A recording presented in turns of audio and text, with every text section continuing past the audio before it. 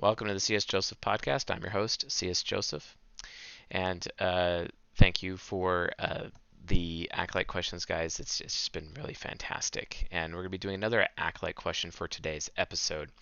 And let's get down to it. Hey, Chase, how can I cheer up my dad, who is an ENFJ, as an INFJ? Every time there's a problem, we fall into this sadness together, and no one can cheer the other up. I think it's what you call the FE loop. So how can one of the FE users practically break this loop? Okay, so the answer specifically is cognitive emulation. You basically have to pretend that you have values and feelings. You as an INFJ have to get to the point where you are ignoring your own feelings of uselessness and worthlessness, and you can never self-deprecate in front of your father. In fact, you have to treat your ENFJ dad as if you are more important than he is. That doesn't necessarily mean that you are smarter than he is, because that would actually just end up hurting his feelings and make everything worse. You have to just kind of, when you're around him, pretend to be an airhead, pretend to be stupid, pretend you don't have TI basically, but then at the same time, you have to pretend you're more important than he is. And that sounds really effed up, but this is the actual truth. You have to pretend like you are a more important person. You are a VIP in life, and you are way more VIP than he is. Because if you can't even do that, it doesn't matter what you do. It would be impossible to basically cheer him up in any particular situation until you start treating yourself as more important and the number one priority around your dad. Honestly, this is going to sound really effed up. Again, pretend to be entitled around your dad, basically. As entitled as an NFP would be, basically. And then humble yourself to the point where you can actually let go of your TI child God complex, if you have one, and let go of your guilt and actually ask your father for help. And then when he helps you, praise him for it. Okay? That is how you will cheer him up, the easiest and the fastest. Ask him for help and then praise him for it. Now, here's the problem with asking an ENFJ for help.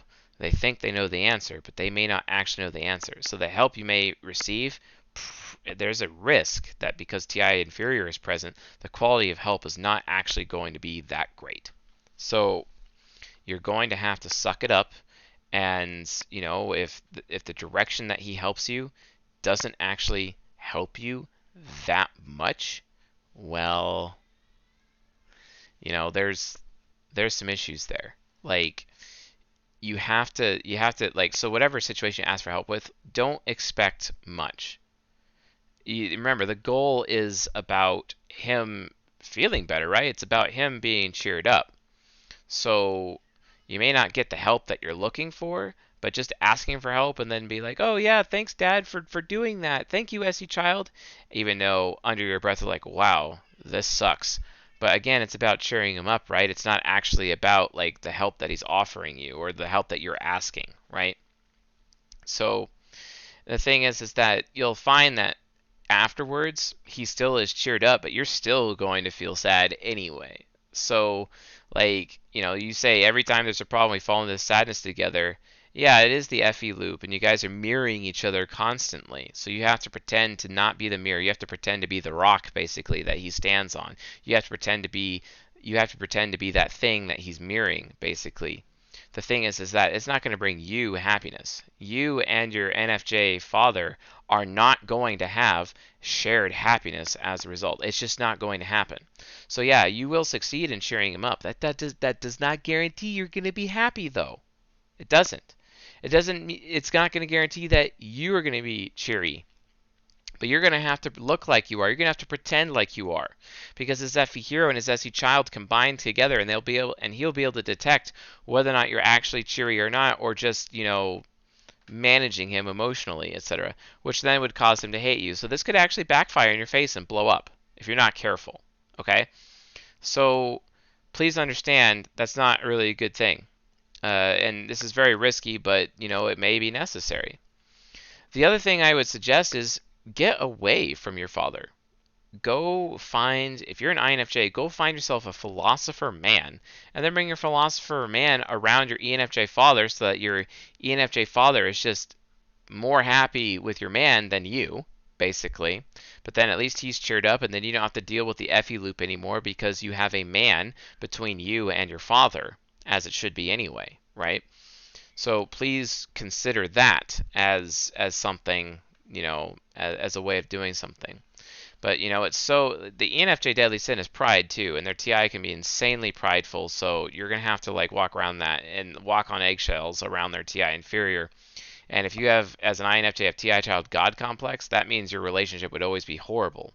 So you're going to have to spend extra care humbling yourself and making sure that you're going out of your way to avoid that. It's a lot of work. It's a lot of work. Now, if I was in your shoes, I'd get away from your father and I'd go marry a man or marry into a different family and just move away. And then anytime you have interactions with your dad, I would just have your husband with you when that went down. That would literally solve all of the issues here. And then you also need to stop feeling responsible and stop feeling guilty for how your dad feels. This is something that I consistently see with ENFJ parents, especially ENFJ single parents. Like, for example, I'm coaching an ENFJ woman right now who has a teenage daughter, and that's all she has. She has nothing else, no family, nobody else. But she's like insanely stifling towards this daughter of hers, and she doesn't even know it. And it's just because this ENFJ woman, this mother, is very, very needy, right? And she's not even allowing herself to go on the dating market, and she really, really should. She really actually should go participate in the sexual marketplace.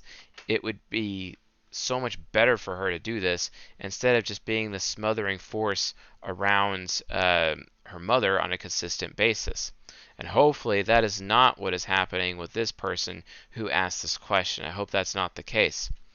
But if you are an ENFJ, recognize the truth. You can't rely on your children for your own sense of emotional stability. It can't happen. What you end up having to do instead is that you need to have other people that are not your children that can be like this emotional support structure for you. Likewise, for the INFJ person who asked this question, I would say the same thing to you. Your dad is not an emotional support structure, and you need to admit to yourself that you are not ever going to be an emotional support structure for your father either. This is why it is wiser for parents to have many more children instead of just genetically replacing themselves and only having one child per parent. I am completely against that. I strongly suggest that parents have a minimum of at least 3 children because of how psychological type works. And of course, in the old days, sometimes people would have anywhere from 7 to 15 children, or even way more than that. Who knows? But at least they'd have a lot of psychological variety so that every person, every member within the specific family was able to get their mental needs met. So my recommendation is abandon this enterprise entirely. Stop trying to cheer your father up and instead put a man between you and your father and ultimately get away from him. That way you're no longer enabling him. Okay? Another recommendation I would make is you need to read the book Codependent No More, and I think Melody Beattie wrote that. I think so. And you also need to read the book Boundaries. Okay? And read those books right away. You could actually be, and also When Helping Hurts. Maybe that's Melody Beattie's book. You could actually be harming your father by actually trying to cheer him up. Okay, so please be very careful. Like, I only recommend people do cognitive emulation when there is no other choice because it can absolutely backfire. Okay, and you're kind of being fake if you think about it. If you don't want to be that person, then you need to change your circumstances. Move on. Get away from your father. Stop enabling him. He needs to get his own emotional support structure. It is not his child's responsibility. And if you think it is your responsibility, that is your TI child being arrogant and conceited. Okay, that is a form of TI child God complex, and you just need to let go, including let go of your guilt.